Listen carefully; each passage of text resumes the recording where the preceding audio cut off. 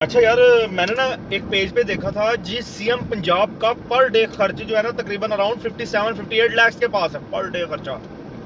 अब यार अगर इसका हिसाब किया जाए ना, अगर 57 लाख हम 50 लाख लगाते हैं, 7 लाख और माइनस कर दो, ये अगर किसी बंदे को मिल जाए ना और उसे कहा जाए कोई छोटा मोटा कारोबार कर ले, वो 5 से 6 लोगों का पेट पाल ले और आहिस्ता आहिस्ता उस कारोबार के इतना बढ़ाए कि उसके ऊपर कुछ 4 मुलाजिम भी रख ले, 50 लाख से जो कारोबार वो शुरू करे और जितना ये एक दिन का खर्च है।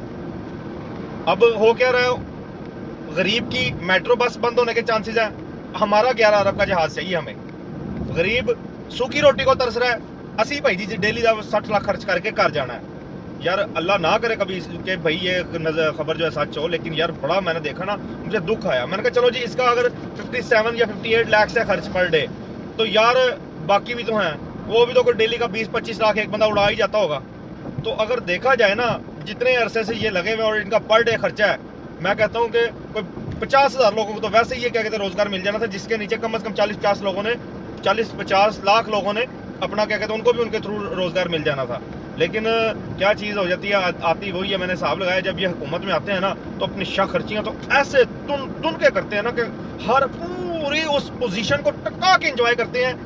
बेशक आवाम मरती है मर जाए, लेकिन उन्होंने फुल टका के एंजॉय करना है। अब पेट्रोल की कीमत, यार कसम से अब तो ना वीडियो बनाने का दिल नहीं करता कि जितनी वीडियो बनाते हैं, वीडियो में अल्फाज बड़े बड़े आते हैं, लेकिन वो होते हैं बेबस हैं कि क्या भोंक भोंक कर भी क्या कर लेंगे, कुछ नहीं होगा। इसलिए यार अब तो ना बस ये है कि मैं कहूँगा कि यार आलम दीन को आना चाहिए, इसी चीज़ पर ही करनी चाहिए तकरीर कि भाई आखिरत तो है। अक्सर लोग भूले हुए हैं, अल्लाह माफ करे, अक्सर लोग तो भूले हुए होते हैं कि यार पता नहीं की है, बस है ये दुनिया ही है, जो है इतने है आप बस छो इतने इंजॉय मार के चले जाओ। भाई आखिरत भी है। आप अपनी कभी भी जिंदगी का जिस मर्जी उम्र में एनालिसिस करें, पता ही नहीं चला कि यार पिछली उम्र किस तरह गुजर गई। अब मुझे इस तरह लगता है यार, जिस तरह कल की बात है कि हम अपनी गाँव की गलियों में खेला करते थे, पता ही नहीं चलता।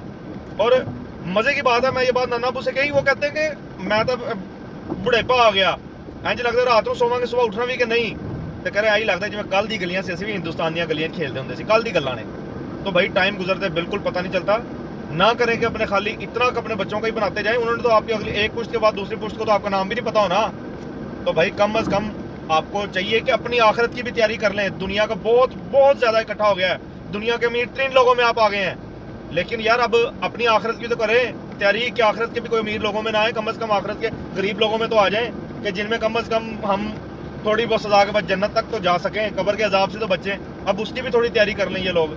अब ना होता क्या है, पिछले दिनों ना इंजीनियर अली मिर्जा का ना मैं वो बयान सुन रहा था, जिसमें वो कह रहा था कि भाई ये कोई ऐसा नहीं कि भाई जी जो ये बहिश्ती दरवाजे में से गुजर गया तो वो जन्नती हो गया, या जिसको मौत